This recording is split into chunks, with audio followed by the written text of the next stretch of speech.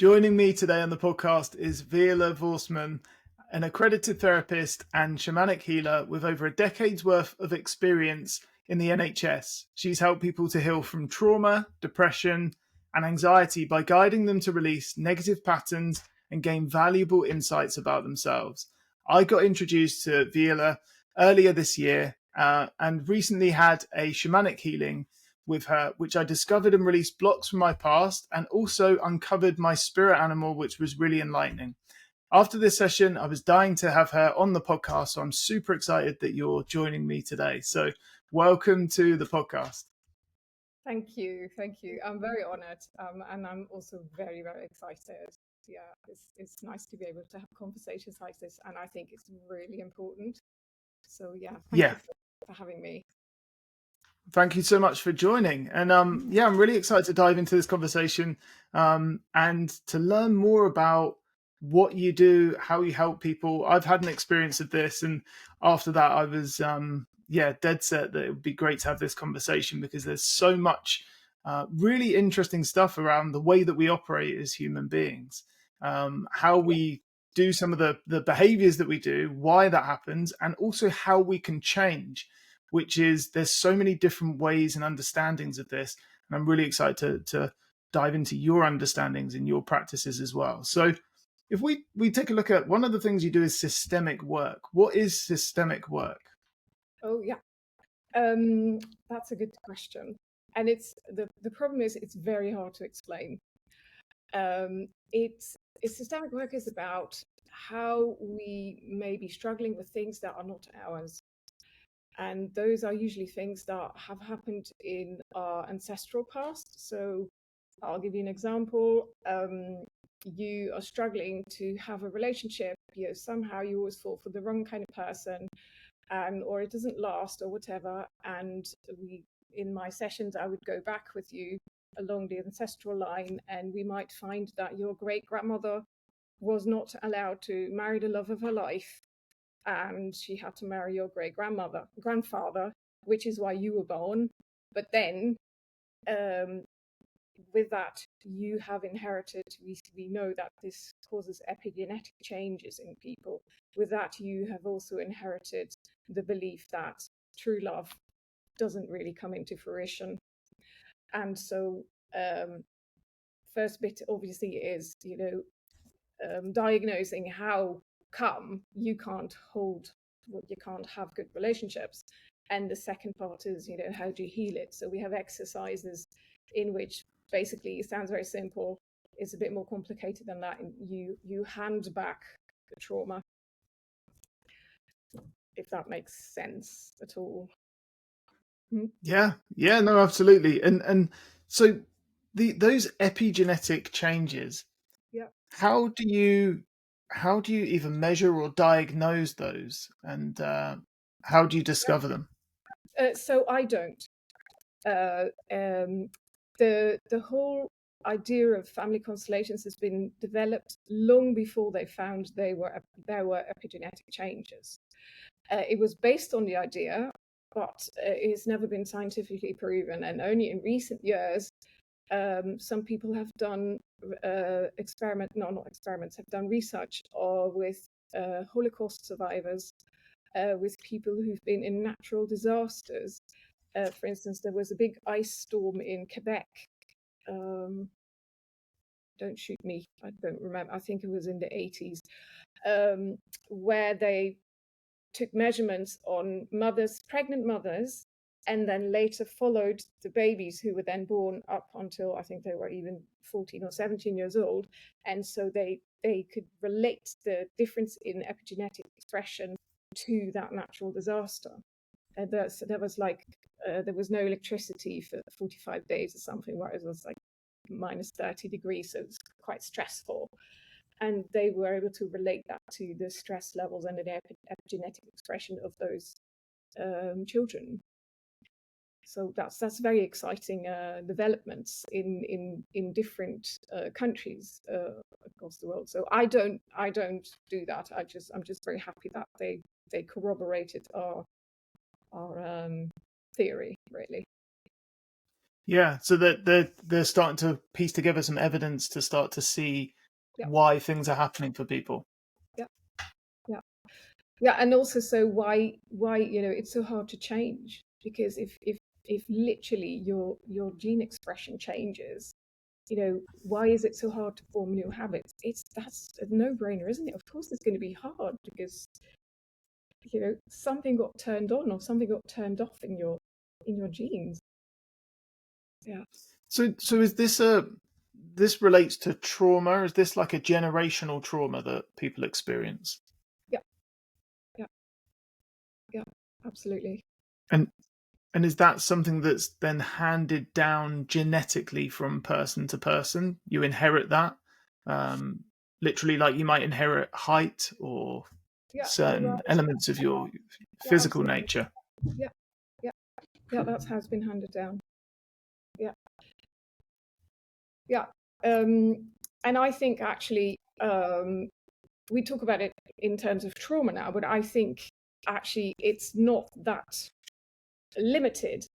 Um, it's my belief that inheriting trauma is actually adaptive. If you think about how, when we were still hunter gatherers and one of your ancestors saw somebody being bitten by a snake, and they had a stress response that changed an epigenetic expression, and that was handed down the generations until it reached you. You now know, even though you've never seen a snake in reality in your life before, you now know to leg it, because it could cost you your life. Even if that snake was red and the other one was green, it doesn't matter. You know now.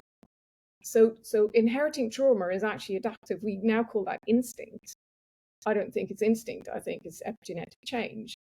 And the problem with our bodies and our minds is that, we take on everything. We don't select, okay, this is a good trauma, that's a bad trauma. We just, we inherit it all. And this is why the ones that we can't use, for instance, the one where, you can't have a relationship, we now develop techniques and methods to release them, so you can make it work for you.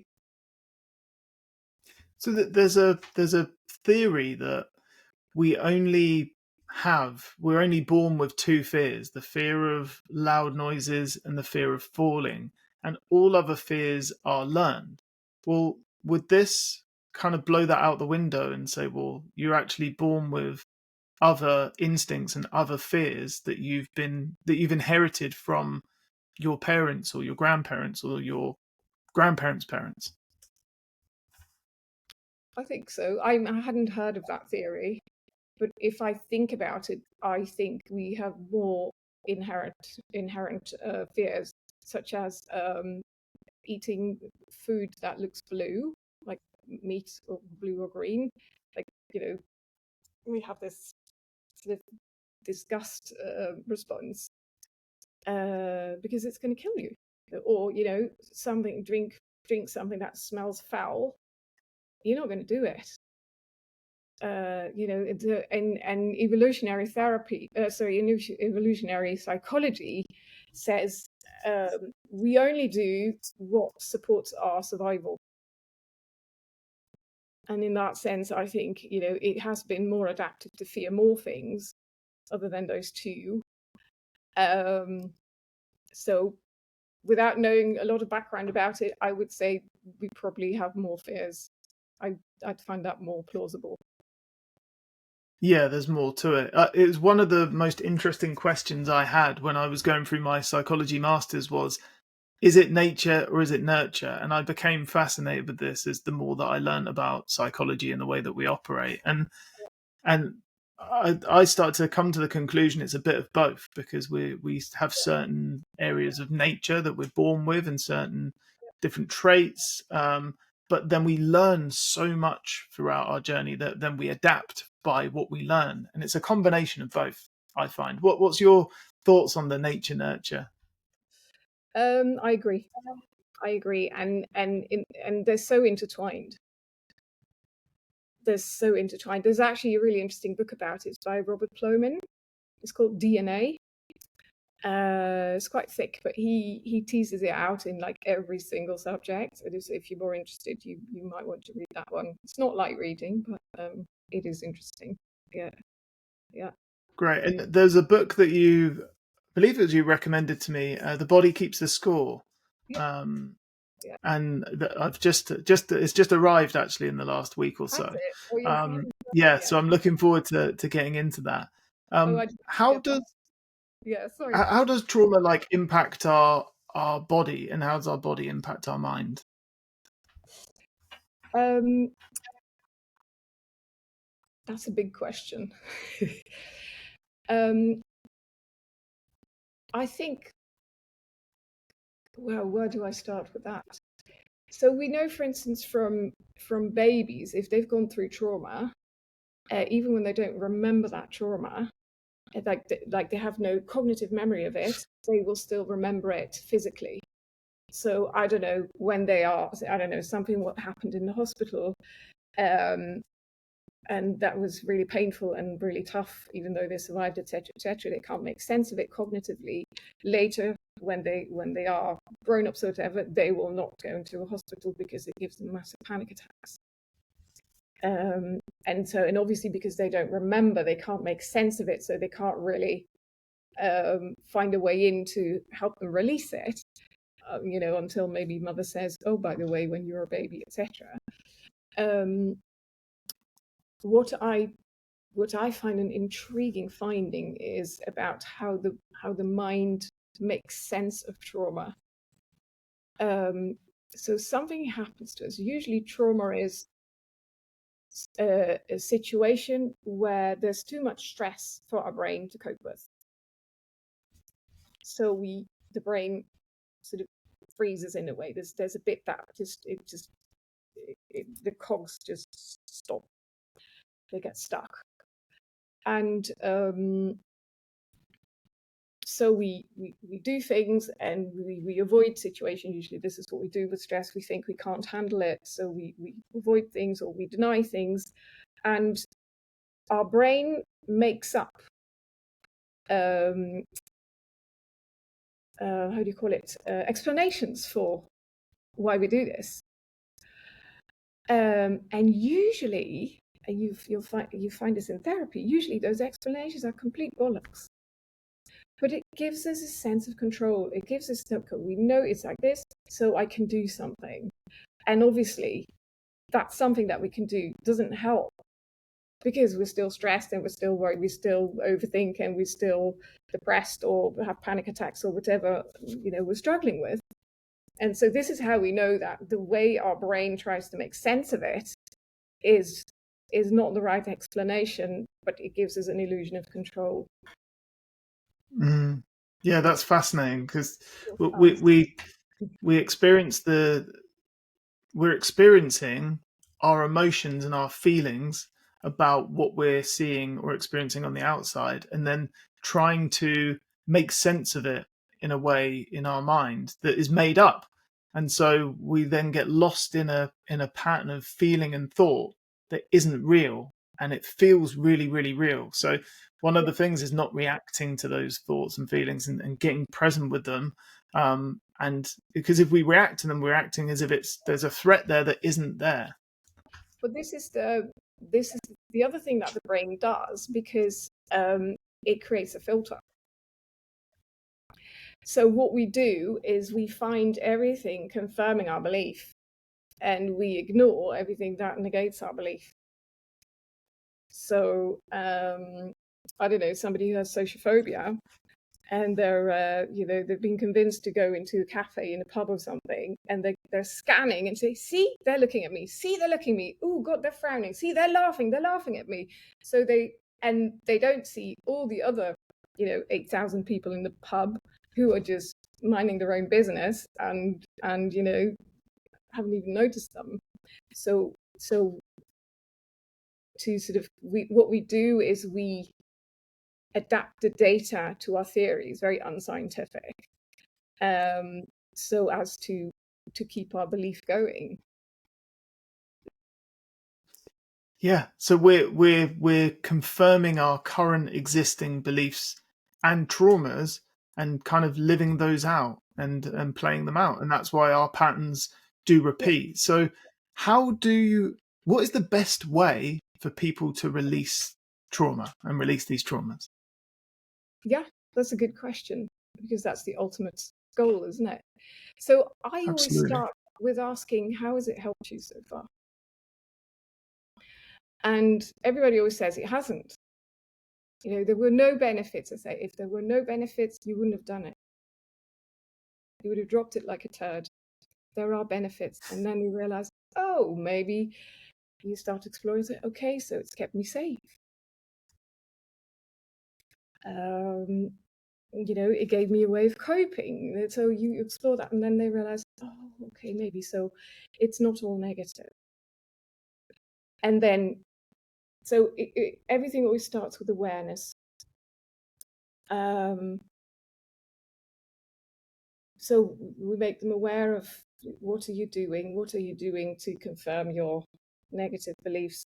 What are you doing to what behaviors are you performing are you avoiding things so you don't get disconfirming beliefs? Are you denying? There's tons of things that people come up with to organize their lives so they don't need to change. Because change is scary, right?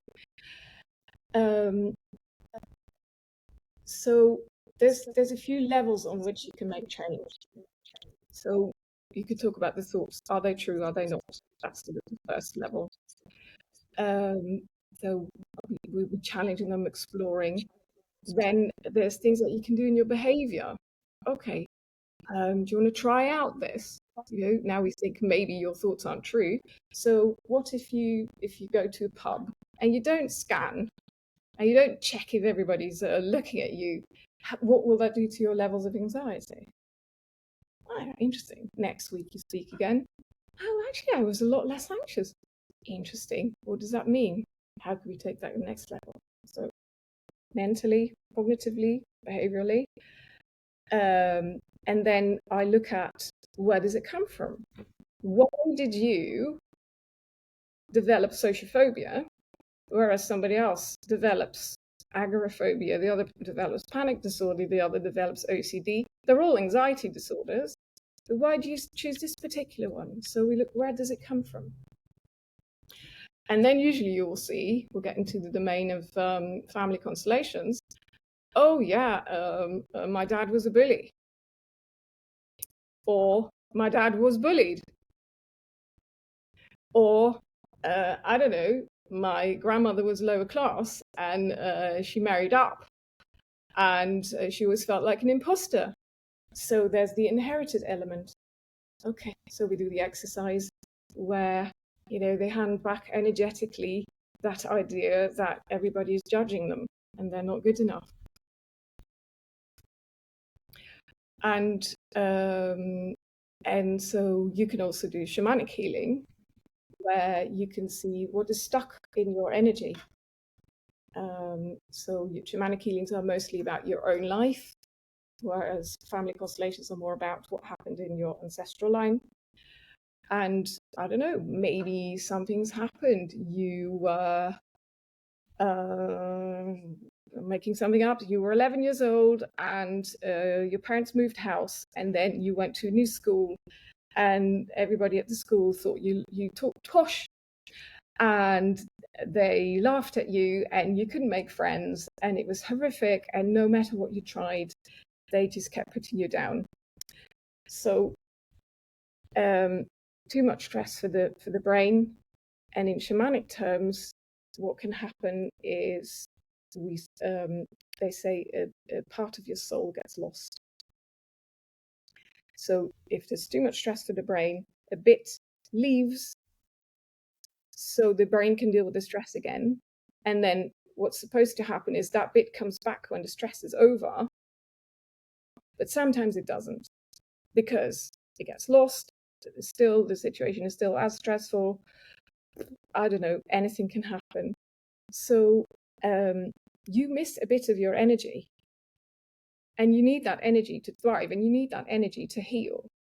So on a shamanic journey, I can, because I'll be journeying, I can see what happened to make Jane Doe sociophobic, and then my spirit animal, which you just spoke about, everybody has a spirit animal. My spirit animal will show me a 11-year-old, I don't know, cringing, being bullied, struggling, crying, whatever. I will energetically take her with me, and I can blow that soul part back into the body of the client who's seeking my consult. Another thing that can happen is so either we have too little energy, a part is missing, or we have too much energy, which is when something was put on us. Say in that same scenario, all the kids will be shouting at her, "You're posh, you're posh. I don't know. You think you're better than us." I'm just making something up, right? So that is an energy. You can internalize that. That's additional. That's not yours, and that blocks you. So your energy is not pure. You can't be yourself. On that same journey, my power animal will show me. I don't know. It can have various forms. So show me something ugly in her body. In my case, it's something that it's always something that I really hate or find scary or whatever. So it's usually like slimy snakes or slimy black snakes, or like rotten fish or something. You could imagine that, it'd be in her heart, because she's unlovable, because she now thinks that she's too posh. I'd have to pull that out, or I have a few helper power animals. I'll let them pull it out, and then that energy is harmonized again. And I'll just tell her the story, and if the energy is restored, then she can heal. And what you see is, you could do the talking, you could do the behavioral stuff. The real lasting change happens when you do the energetic work, the family constellations, there's shamanic healing, because then you have all your tools in place again, and you that will help you to actually face those difficult situations, and to put them in perspective, to learn, to heal, to reconnect. And so often you see with people that are called treatment resistant or chronic or non-compliant or whatever, something like that is the matter. They haven't got they're still blocked in their energy and in their, what we call in family constellation, their entanglements. So yes, they can go out to that pub and do all the exercises, but it doesn't feel like it, because it's still stuck. So that is a deeper level of healing, really, that you can do. Yeah, it's really sounds like getting to the root of the issue. We can change the thoughts, change the behaviors, but if there's something really underneath the surface that's still there, then that person's going to be carrying that with them everywhere. It's those bags that have been handed down by other people or situations or the past, and it's handed down, and then they're carrying those bags everywhere. So even if they're trying to do the right things, that's still weighing them down. How important is that for someone to be able to hand those bags back, or to find the root cause of the problem? It depends. I think everybody's different. And, I know people who've been helped with 5 sessions of CBT and they were happy. And there are other people, who do things, who work on themselves and use it in terms of personal development, and just keep going and going and going. And maybe their ultimate goal is enlightenment. So it's a very personal choice, like how much do you want to heal? And obviously that's fine, each to their own. Yeah, and it just shows everybody's different and have different ways of working, and different tools at the right times. And you mentioned there's tools that people then can have that help them. What are some of those tools? Actually, those tools are the sort of the reinstated energy balance. So, without it, you could still, go into that pub and maybe have a nice evening, but it will be an effort, and and you'd have to have willpower. I always, when somebody tells me, comes into my treatment room and says, "I have no willpower," I know, okay, we're going to have to do some energy healing, because everybody has willpower. It's not a matter of willpower. It's a matter of, when you heal, you get into that flow. And the good thing, because people are social animals, people want to be whole, they want to heal. You will get into that flow, and then it will happen. Yeah, I really believe that, because if we're relying on willpower, it's like there's so much.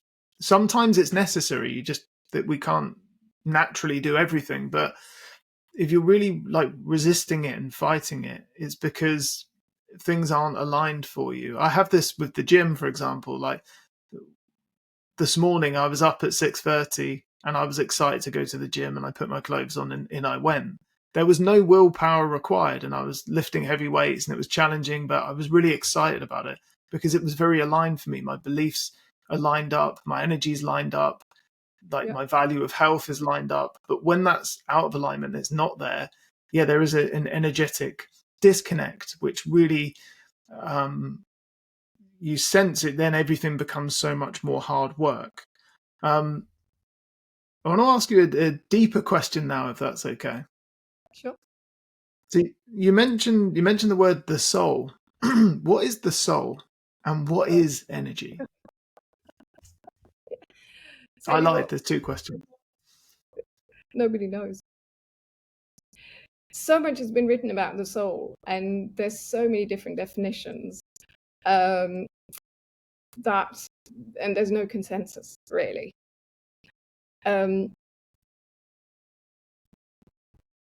They say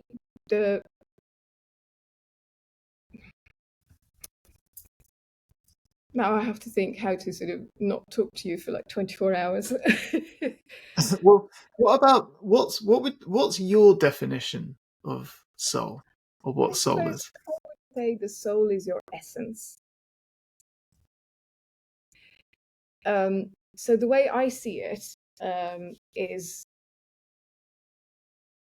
there is a big soup,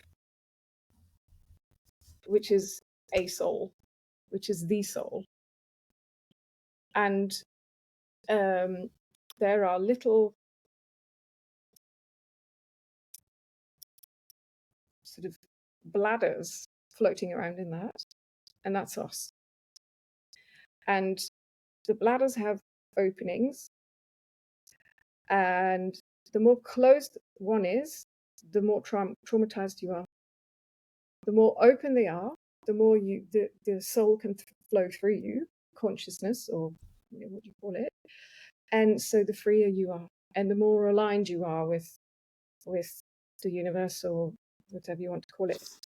And so when you die, the membrane goes, and the bit that was flowing through you is sort of reconnecting to the whole. I mean, it was connected, obviously, but it's sort of it's being absorbed by the whole again. And that's how I see it. And that's why I think the trauma closes the openings in the membranes. So that's why I think releasing is the way to heal, because the more openings you have in your membrane, the more receptive you are to everything from the universe that's good for you, and the more you can act on that, the more spiritual, the more intuitive, etc., and the more effortless. So that's how I see it, if that makes sense. Absolutely, yeah, it makes so much sense. I was watching a video yesterday, a guy called Clark Kedley, and he was talking about one of the laws of the universe, and it was the law of polarity, and how there's the two kind of poles of the opposites actually come together. Like you have hot and cold, and we see them as different things, but they're actually part of the exact same axiom. because where do you stop being cold and start being hot? It goes all the way along the journey. And he mentioned around there being depression, and depression is where we're closed up and we're not Yeah. free and we're stuck, and there's a closeness to it. And the opposite of that is expression, which is where we're open and we're unfolding and we're being creative and we're allowing ourselves to actually put ourselves out there. And that's what I was hearing when you were describing like the soul is it's an expression of yourself, like your true self, that true essence. And the more that's either you're disconnected from it, or it's stuck, or it's closed, you're just not free. Yeah. And it also shows how we are connected to everyone and everything. We're all part of one big sameness. And so I've heard of the term the field, and when it comes to shamanic healing, there's journeying, there's the field. Is the field like the universal intelligence? What is that kind of when you're connecting? What do you connect to, and how do you do that? Yeah, good question. So the field has been likened to the cloud, like in the digital media. So I think Jung calls it the unconscious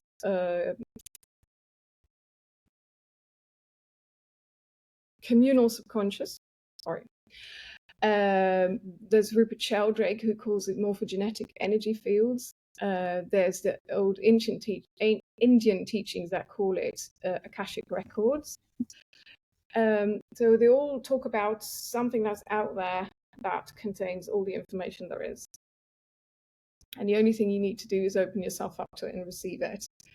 And so I think that is what it is. I mean, the shamans, the version of shamanism that I do is called core shamanism.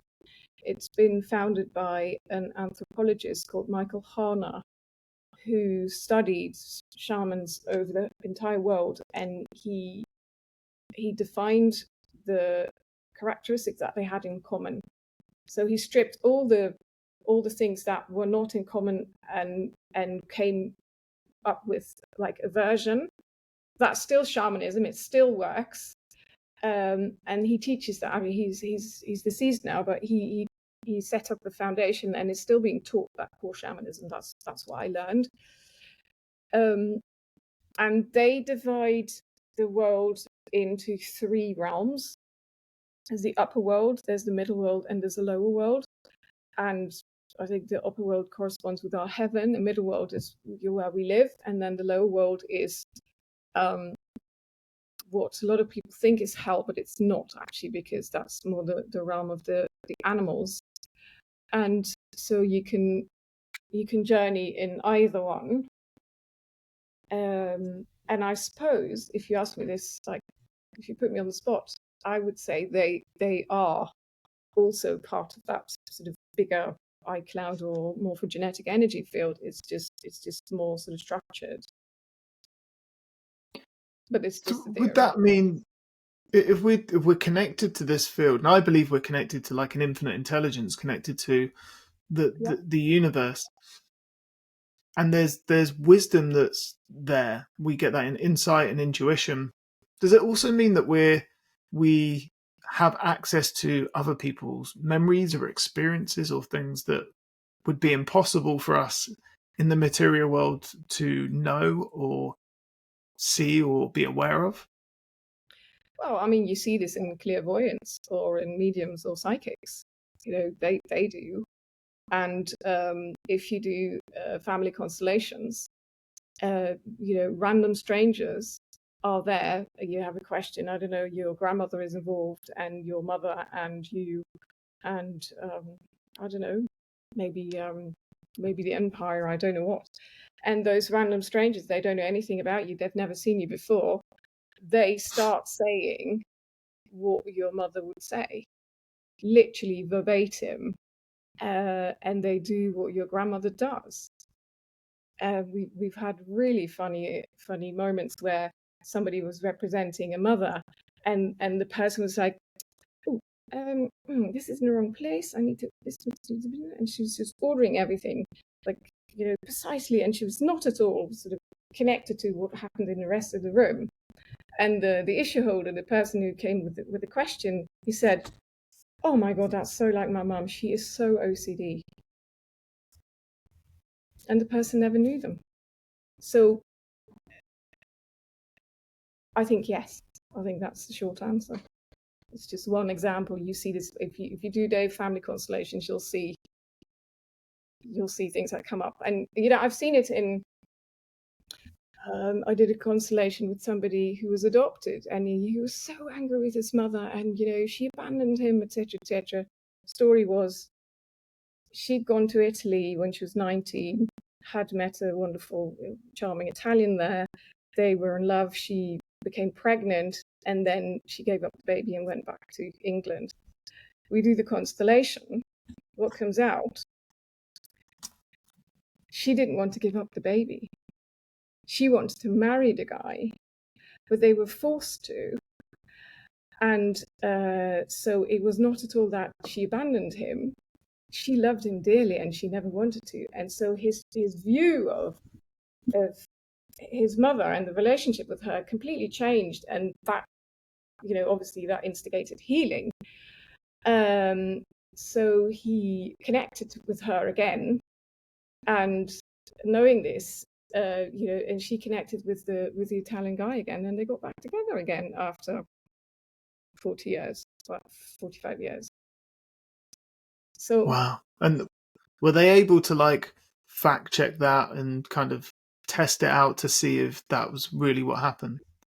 well, yeah, I always tell my people, just go talk to an auntie, go talk to your grandmother, go to City Hall and look at files, etc. Usually parents will not say so much, but it's usually the people who are sort of indirectly related. They will say, oh yeah, they'll gladly talk because they have less of an emotional investment in the matter. And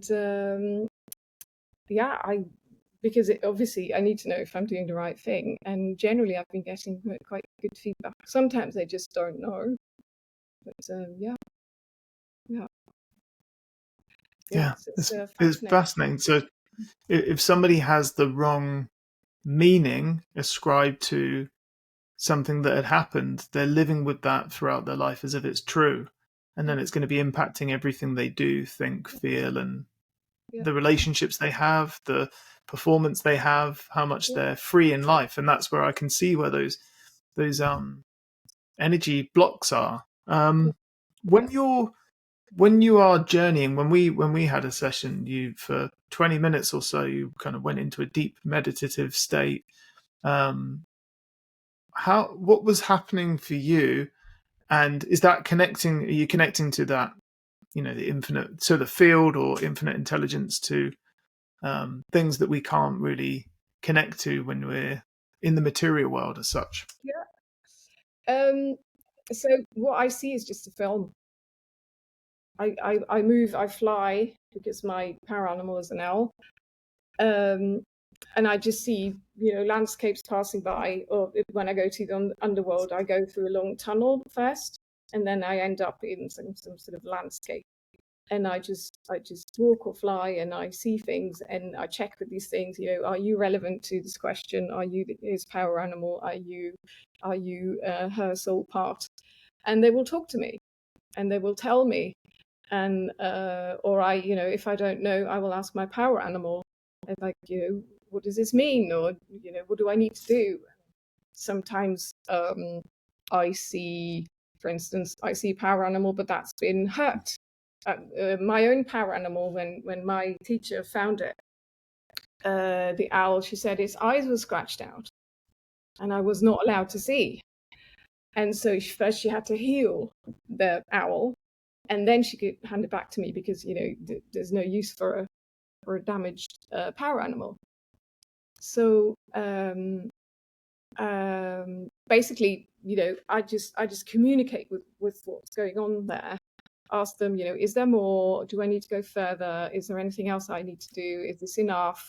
will they be able to cope with this? This is not too big or too much or whatever.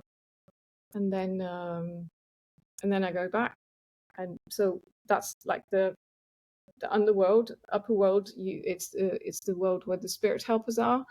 So basically you speak to angels. I mean, they look like angels. And I had a funny very funny situation when we were in a training, and one of my fellow trainees had asked the person in the long white dress and the grey beard, like, why do you guys all look like that? You're such cliches or something. And the guy in the beard had just said dryly, that's the only way you recognize us. So this is how we think spirit helpers look, and that's how they present themselves to us. So that's how we see them. And you can ask them for help or tips or insights or whatever. And then you take that back and you feed it back to whoever has the question. So what is a spirit animal? It's something that you can, like a guide, or something that you can counsel, or a direction you can go in? Because when we had a session, I discovered my spirit animal as a lion, and I was really excited about that, because it reminded me of years and years ago when I was going through personal growth and personal change, and wanted to get out of my comfort zone. I went and did a 8-week improv comedy course just to get out of my own head and be present, and also make a bit of a fool of myself, and not be so self-conscious. And when I was doing that, one of the weeks, I can't remember if I chose it or if somebody gave me this, but we had to act out a scene as an animal, and I was a lion. And in that moment, I never felt so aligned and so powerful and so free. And I remember prowling around people and feeling this power in me. And so when you mentioned that to me, I felt really aligned with it. And then I looked into, what does it mean to have the power animal of a lion? And there's ideas around pride and looking after your family and leadership, and taking a stand for others. And these are all directions I've been slowly moving in over the last 5 to 10 years. But now I can really see how I can expand that more. And one of the things that I think that you mentioned to me was around the fact that the lion can hold its ground and just stand there and command a level of respect and command a level of appreciation from people, not having to do anything in order to earn that. And that really resonated with me. It really connected. So I got a lot from that process, and still do right now. But yeah, what would you describe the spirit animal as, and how do you find that for people? Well, briefly, the power animal is the way you solve problems best. And so there's some sort of earthly aspects of that animal, but if you look up on the internet, spiritual meaning power animal, I don't know, emo or penguin or something, you'll read additional characteristics that have sort of a more spiritual meaning, like things like endurance, or I don't know, being able to see in the dark, that kind of thing. So yeah, and like you said, being aware of it and connecting with it actually, is empowering if you do it well, because it's kind of part of your identity, right? And but you can also consult it. If you don't know what to do, God, do I take this job? Do I not take this job? Do I trust this person? Do I not? So you meditate and you call your power animal and you ask them, and usually they have really, really good tips. And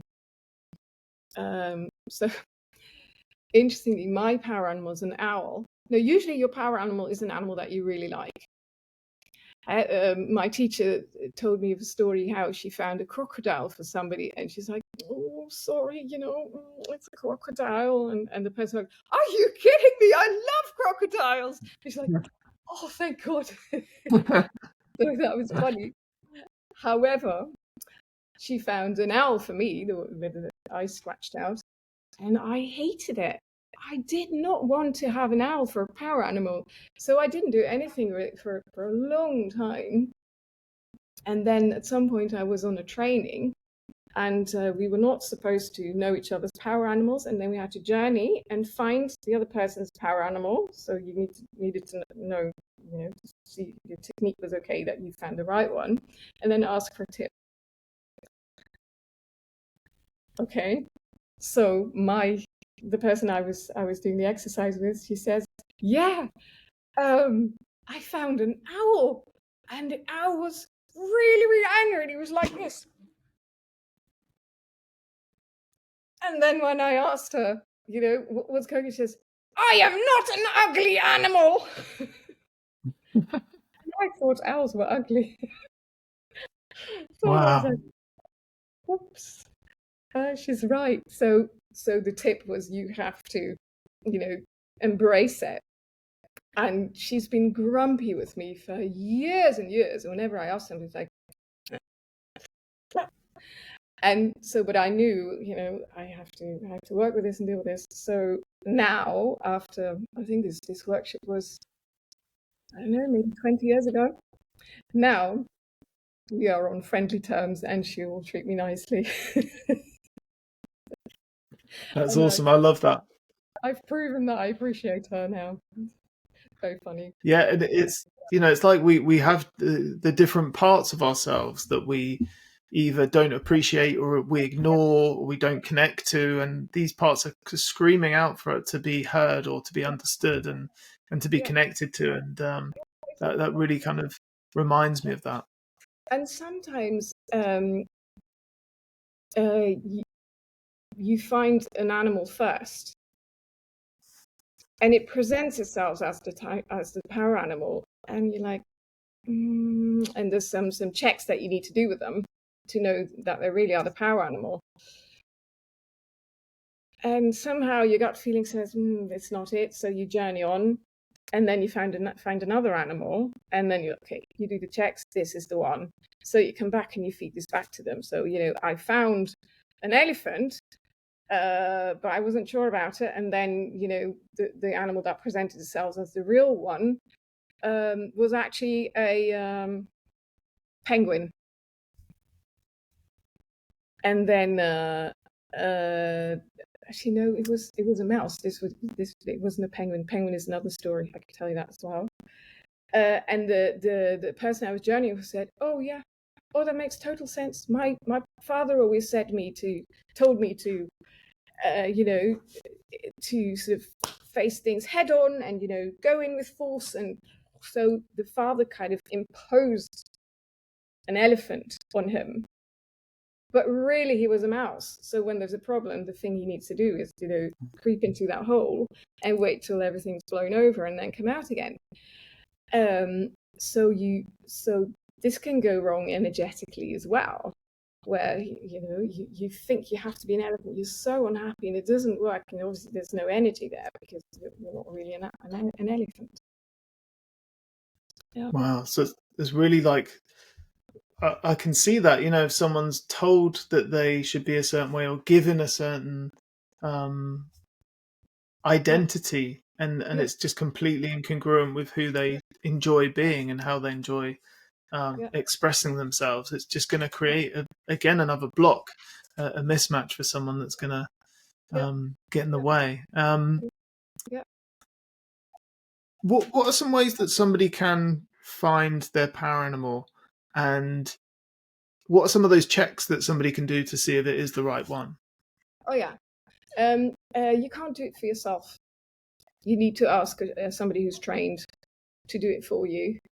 And this is the thing with shamanism, and also with family constellations, actually, is you're too emotionally involved. So there's the danger of wishful thinking, etc. So you need somebody outside who has no stake to do it for you. And basically what you do before a journey, when I found your power animal and your soul parts,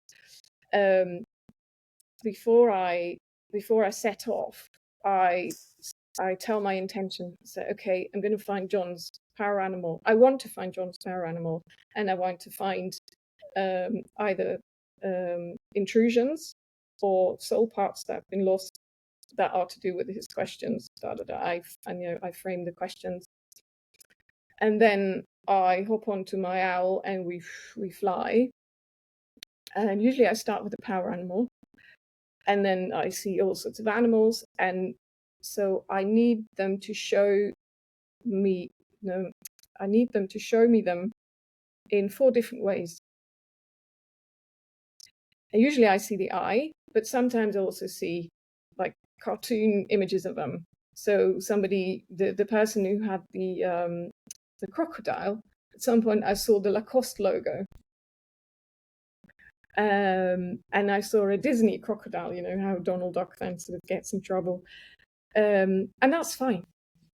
With each and every one of them, I need to check, are you John Doe's power animal? And then they need to sort of confirm that with me. And if I've done that 4 times and 4 times they say yes, then I've got the right one.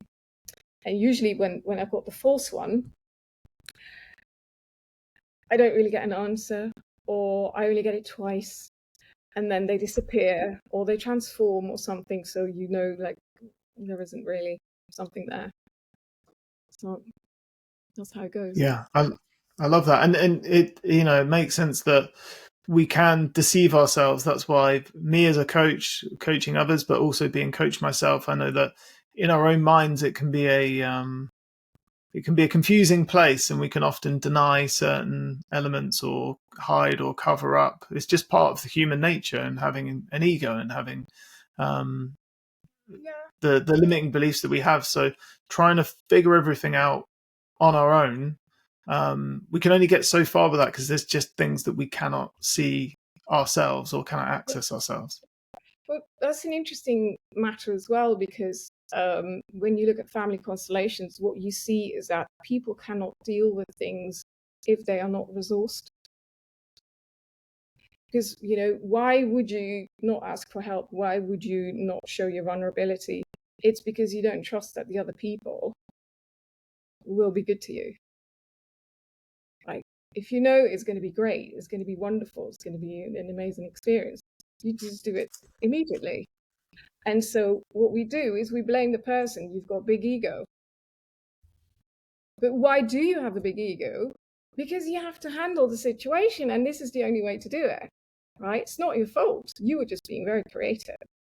So what we do in systemic work is we reconnect with what we call the flow of life. So you have the resources to deal with whatever is coming up, because it's, you know, it can be confronting, it can be ugly. And so you need to have the capacity to deal with that. And then there's the community who'll start, come here. You know, if you're crying, I'll hold you. Because true healing never happens alone. It only happens in resonance with other people. And this is why self-help books are great, but only as a starter. They will not get you to the end. You will need to connect. People are social animals. The healing is in the connecting.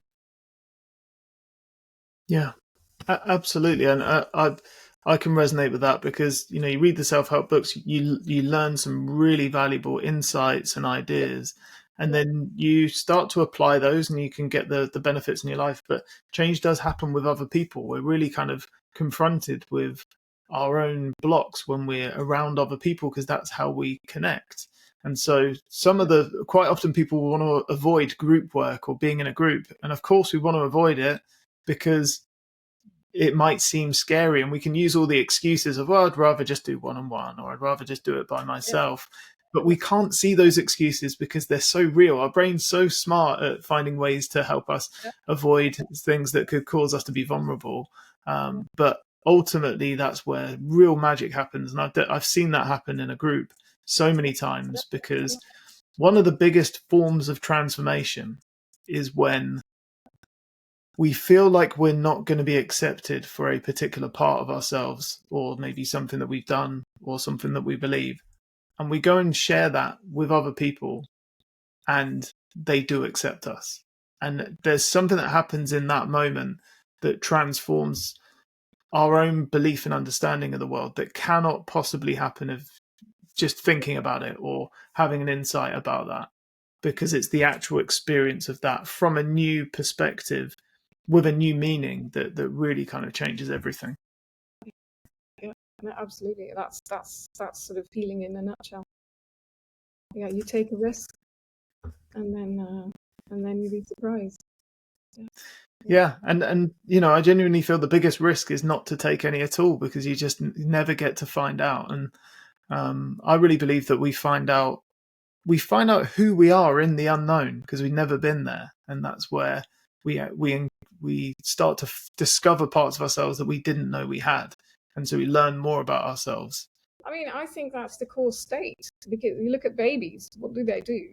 They do not self-censor. You know, they stick everything in their mouths. They touch everything. They go everywhere.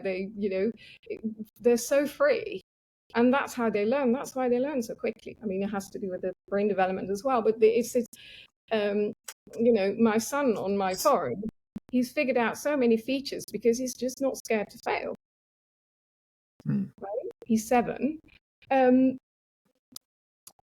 I think that's our natural state, and when we start to inhibit ourselves, that's extra energy, either intrusions or lost energy, soul parts, or inherited trauma, and so they're all not authentic. They're not original to us. So I believe the only thing you need to do is get rid of all those, then you're your true self, and you'll be in the flow. Mm. And there's a lot of power in authenticity, that freedom to express yourself and be yourself as well. Yeah. Agreed. What do you say to someone who is skeptical about shamanic work or systemic work? What would you say to someone who's either skeptical about it, or they want the proof or the evidence before trying it out? Usually I don't say anything. It depends on how they approach me. If they're defiant, I just leave it. If they're skeptical but interested, I will explain to them. I like to root everything in scientific evidence, so I sort of come up with that part. I like to talk of case how do you call it, cases, examples of Case studies, yeah. studies. That's it, yeah, case studies. Examples of, you know, where it went well and how it went well and how that's different from talking therapy. And, you know, obviously I'm very open, so I just, you know, invite them to a session and just find out for yourself. And well, you have to take into account that, you know, people need to be ready, and not everybody's at the same level. You know, we have this curse cast upon us by Descartes. You know, when he made the pact with the church, when he wanted to study science, and the church said, okay, you know, you can study science as long as you leave the spirit and mind alone, because that's ours. And so since then, you know, we believe that this is not part of our body, and this is our body. Mm. And so many people still believe that, and it's still hard to think that, you know, that it's actually one whole.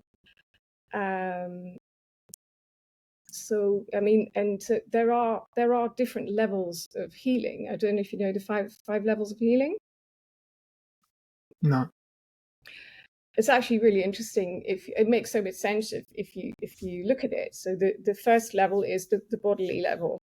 There is something, you go to the doctor, you take a tablet, you change your diet, you do more exercise. Okay, that's what we do. That's what our healthcare system is based on mostly. Second level is the energetic level. It's you know, if you have dental implants, if you have a pacemaker, if you have lots of Wi-Fi, if you live under electrical wiring. So it's the sort of the energetic level that we operate in that can actually really affect how our body functions, right? And then we have the mental level. That's the third level. So in each level requires different approaches to healing, right? The mental level is obviously depression, anxiety, etc., where you have talk therapy, you have tapping, you have hypnosis, you have EMDR, you have neurofeedback. So you're able to sort of heal that there. And then you go to the fourth level. That's the intuitive level. This is where you are with shamanic healing, family constellations, tarot, sacred geometry, dream analysis. So when you sort of open it up to a wider field, like a wider sort of non-duality field, which is obviously completely different if you go to the first level, the bodily level. It's all about me. I've got a stomach ache, or I've got headache, I've got migraines. And then the last level is the spiritual level, where you are, close to the divine, and it's a top-down thing. And most people, if for instance in somewhere higher up something is stuck, you can never heal it on a lower level. But people always start at the lower level, and it helps a lot. Diet, exercise, all about it. Healthy lifestyle.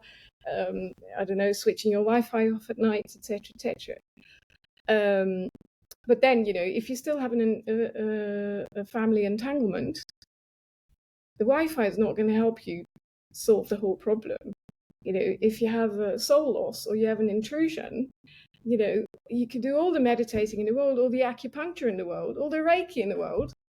You're still stuck. It may help you to manage it. You'll get through life okay. And this is often where people sort of get stuck. They say, yeah, I do my yoga. If I do my yoga, I'm fine. And I say, I'm lazy.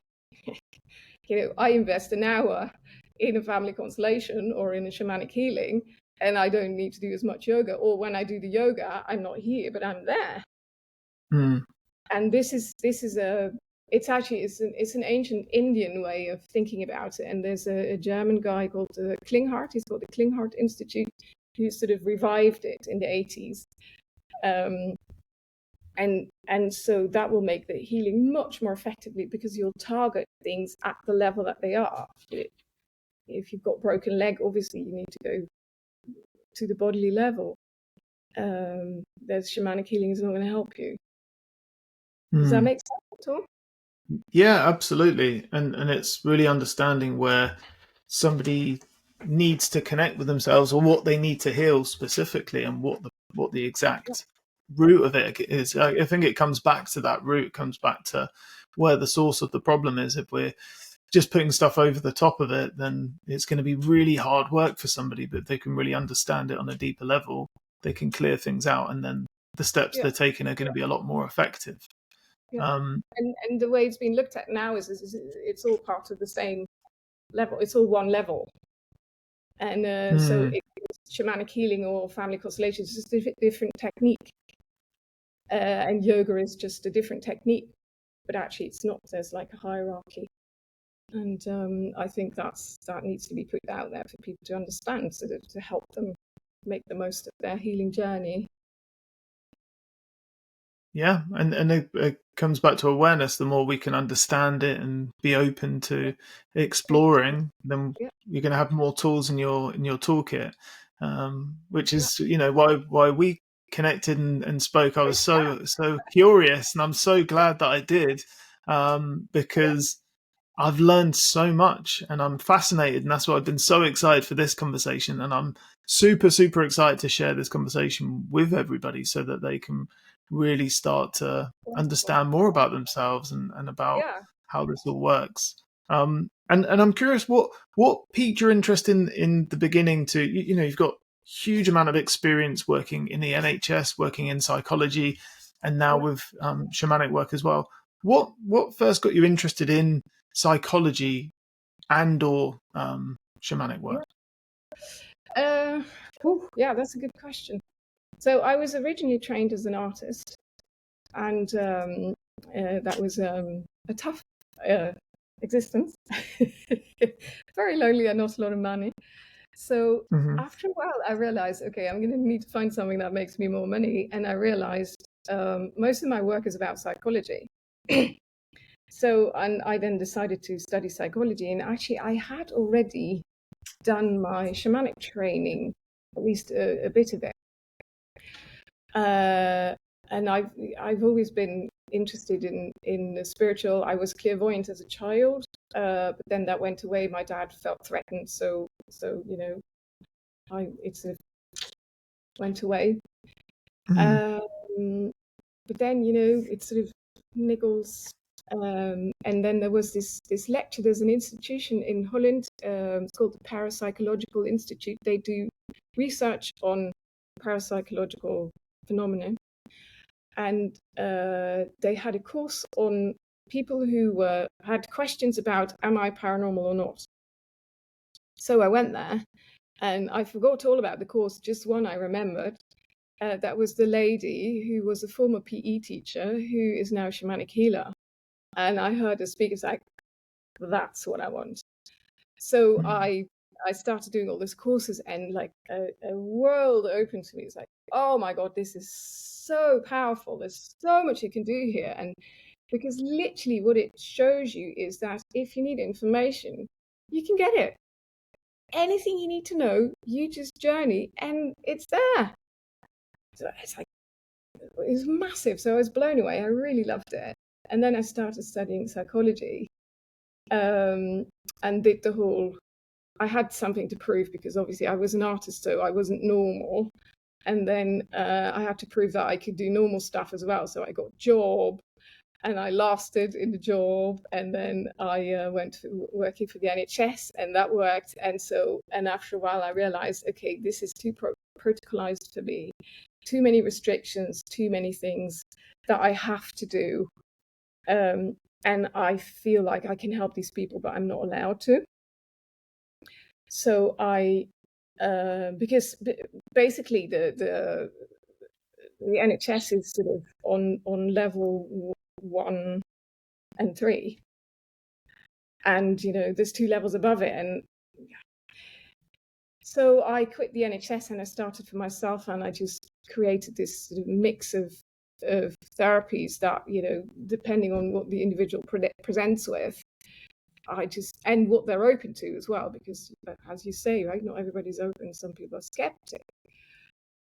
And so just by doing it and trying out things, and I, actually I was still studying psychology when I started doing my family constellation training. So those were actually 3 parallel strands that I didn't combine. Only when I started my private practice, I started combining them.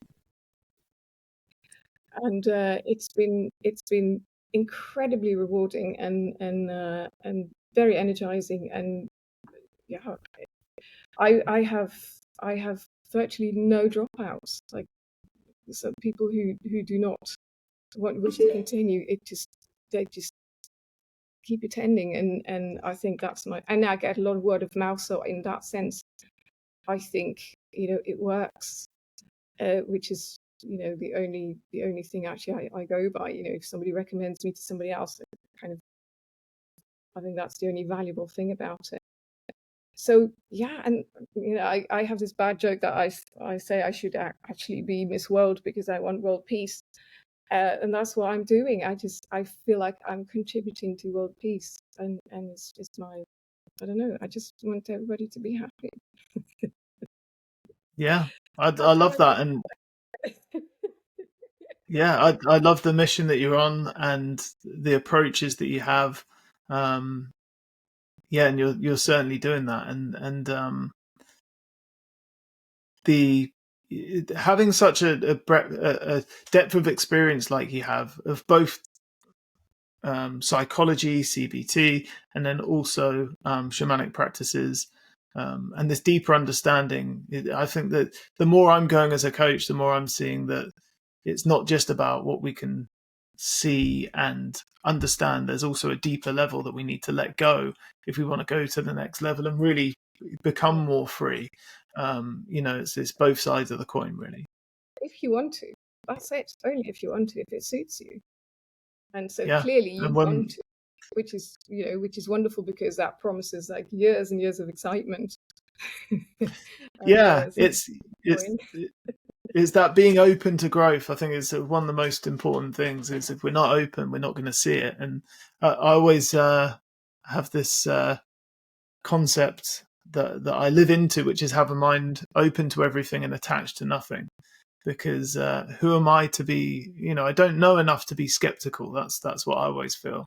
So let me find out. If I'm quick to dismiss something, that's the direction I want to have a look in. Even if I'm not going to dive in, I just want to peek in and have a look. Because if I've been dismissing it, I don't know anything about it. If I'm judging it, I'm not really understanding it. So the more I get curious, the more I can find out. That's a really nice one. Can I steal that one? Yeah, I don't. I like it. Yeah. Um, one final question for you, but before we finish up, and that's if you could go back and give your 12-year-old self one piece of advice, what would it be? Ooh.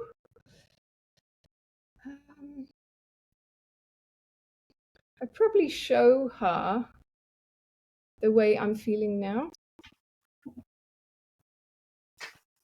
I mean, 12, it's interesting because I was actually suicidal at 12.